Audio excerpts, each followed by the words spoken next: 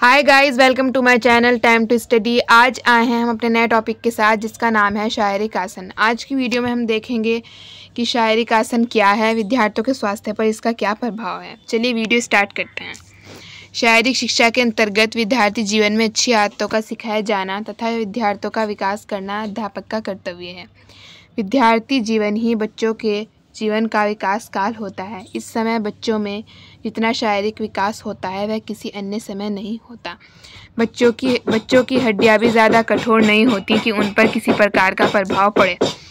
इस समय बच्चों के शारीरिक अवयव बड़े मुलायम और कमज़ोर होते हैं। ऐसी अवस्था में बालकों के उठने बैठने लिखने पढ़ने व चलने के तरीके गलत होंगे तो बालकों के शारीरिक रूप में विकृतियाँ आ सकती हैं। इसलिए बालकों के शारीरिक आसनों पर समान रूप से ध्यान देना अत्यंत आवश्यक है। विद्यार्थियों का स्वास्थ्य अच्छा रखने के लिए उन्हें उचित आसनों की शिक्षा देनी भी उतनी ही आवश्यक है जितना कि पुस्तकीय ज्ञान। अनुचित आसनों में रहने वाले बालकों की रीढ़ की हड्डी टेढ़ी हो जाती है, कुबड़ निकल जाता है। अनुचित आसनों की आदतें कई कारणों से पड़ती हैं। आइए हम अनुचित आसनों के कारण देखते हैं। घरेलू कारण: पर्याप्त तथा पौष्टिक भोजन न मिलने से बालकों का शरीर कमज़ोर एवं असक्त हो जाता है, अतः शारीरिक विकृति आ जाती है। इसलिए शारीरिक आसन, बच्चों के शारीरिक आसन ठीक ना होने में घरेलू कारण की भी भूमिका है। सेकंड है कम व कसे कपड़े पहनना, जिससे शारीरिक अवयवों का विकास ना हो। इससे कंधे सिकुड़ जाते हैं। कम और कसे कपड़े पहनने से कंधे सिकुड़ जाते हैं, सीना भी संकुचित रह जाता है। बालक घर पर या घर से बाहर खड़े होने एवं बैठने के अनुचित तरीके सीख लेते हैं। आइए अब हम इसे पॉइंट्स में देखते हैं। चलते बैठते समय भी झुककर बैठना स्वास्थ्य की दृष्टि से हानिकारक होता है। कुछ लोगों को आदत होती है कि वो जब बैठते हैं तो झुककर बैठते हैं। इससे उनकी जो पीठ होती है वो पीछे की ओर निकल जाती है, जिसे हम कुबड़ कहते हैं। इसलिए सीधे बैठना चाहिए, झुककर नहीं बैठना चाहिए। दूसरा है बालकों को पर्याप्त नींद व विश्राम ना मिलना, बच्चों को घर पर उचित व्यायाम की शिक्षा ना देना। अब हम देखते हैं कि विद्यालय के कारण क्या हैं जिससे शारीरिक विकृतियाँ आ जाती हैं। फर्स्ट है विद्यालय भवन की स्थिति एवं अनुपयुक्त स्थान पर होना, शुद्ध वायु व प्रकाश का प्रबंध ना होना। सेकंड है अच्छे फर्नीचर का ना होना। थर्ड है कक्षा में यदि डेस्क एवं कुर्सियां गलत तरीके से बनी होंगी, बालक के कद के अनुसार नहीं होंगी तो बालक को स्वयं गलत बैठने की आदत पड़ जाएगी। फोर्थ है बालकों के व्यायाम की ओर ध्यान ना देना।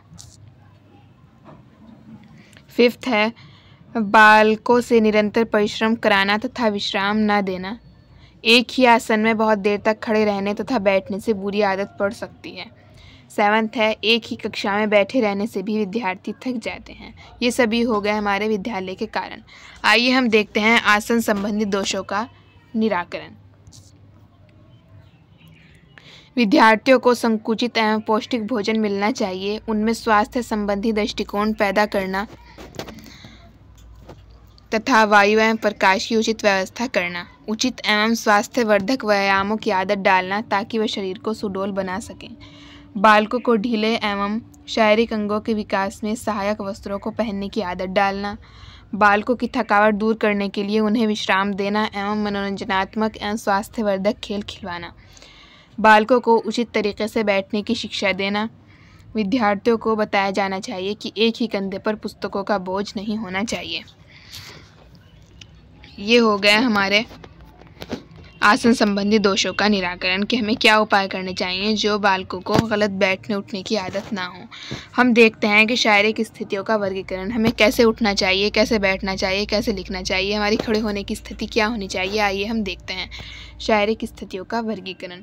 बालकों को विद्यालय में उचित शारीरिक स्थितियों में रहना सिखाया जाना चाहिए कि हमें कैसे बैठना चाहिए, कैसे लिखना चाहिए, कैसे खड़े होना चाहिए।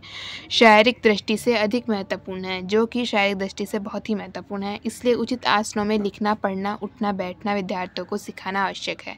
कक्षा में विद्यालयों की शारीरिक स्थिति के अनुसार निम्नलिखित 4 स्थितियों का होना आवश्यक है। इसलिए विद्यालयों में इन 4 स्थितियों पर ध्यान देना आवश्यक है। ये 4 स्थितियाँ हैं: बैठने की स्थिति, पढ़ने की स्थिति, लिखने की स्थिति, खड़े होने की स्थिति। फर्स्ट है बैठने की स्थिति। बैठते समय शरीर का संतुलित होना अत्यंत आवश्यक है।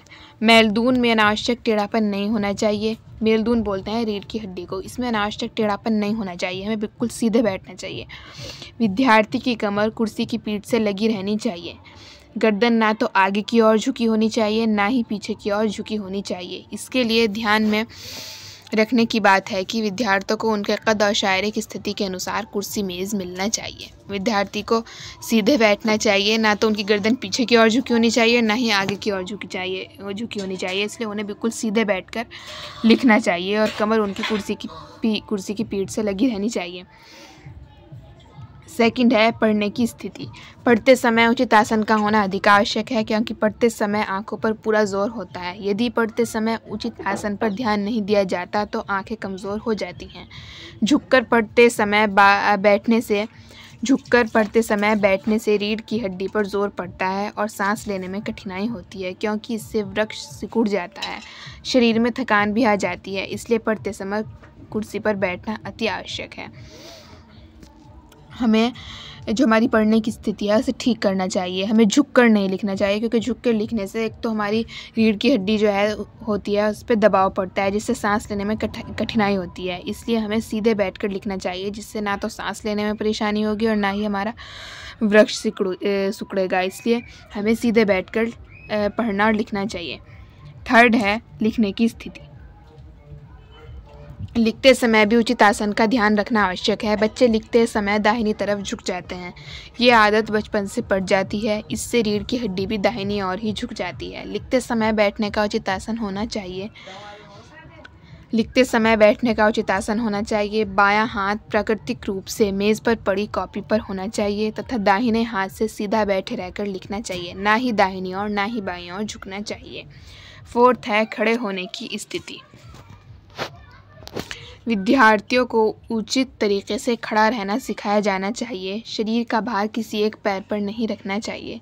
दोनों पैरों पर समान रूप से खड़े होना चाहिए। यदि अधिक देर तक खड़ा रहना है तो एक पैर पर थोड़ा आगे रखना चाहिए। यदि हमें थोड़ी देर ज़्यादा खड़ा होना है तो एक पैर थोड़ा आगे रखना चाहिए। शरीर का भार पिछले पैर पर होना चाहिए। पैर आगे पीछे बदलते रहना चाहिए। शरीर सधा हुआ होना चाहिए। ये सभी हो गया हमारे खड़े होने की स्थिति, बैठने की स्थिति, पढ़ने की स्थिति, बैठने की, ये सभी हमारी स्थिति हो गई। इस वीडियो में हमने देखा कि शारीरिक स्थितियों का वर्गीकरण, आसन संबंधी दोषों का निराकरण, बच्चों में शारीरिक विकृति आने के विद्यालय के कारण, घरेलू कारण। हमने इस वीडियो में देखा कि आसन हमारे लिए कितना आवश्यक है और अगर हम गलत तरीके से बैठेंगे, उठेंगे, लिखेंगे तो हमें क्या समस्याएं आएंगी। इसलिए हमें सही स्थिति में खड़े होना चाहिए, बैठना चाहिए, लिखना चाहिए। इसलिए शारीरिक आसन हमारे लिए इतने ही आवश्यक हैं जितना कि पुस्तकीय ज्ञान। इसलिए हमें हमारे शिक्षकों को चाहिए कि बच्चों को इतना ही आसन के बारे में अच्छी जानकारी दें जितना कि वो पुस्तकीय ज्ञान पर देते हैं। इतना ही उन्हें ज़ोर आसनों पर भी देना चाहिए, क्योंकि विद्यालय में बच्चों की जो शारीरिक स्थिति होती हैं उनकी गलत आदतें बच्चों को पड़ जाती हैं। बैठने उठने की गलत आदतें बच्चों को विद्यालय में पड़ जाती हैं। इसलिए अध्यापक का कर्तव्य है कि वो बालकों को सही आसनों में रहने की शिक्षा दे।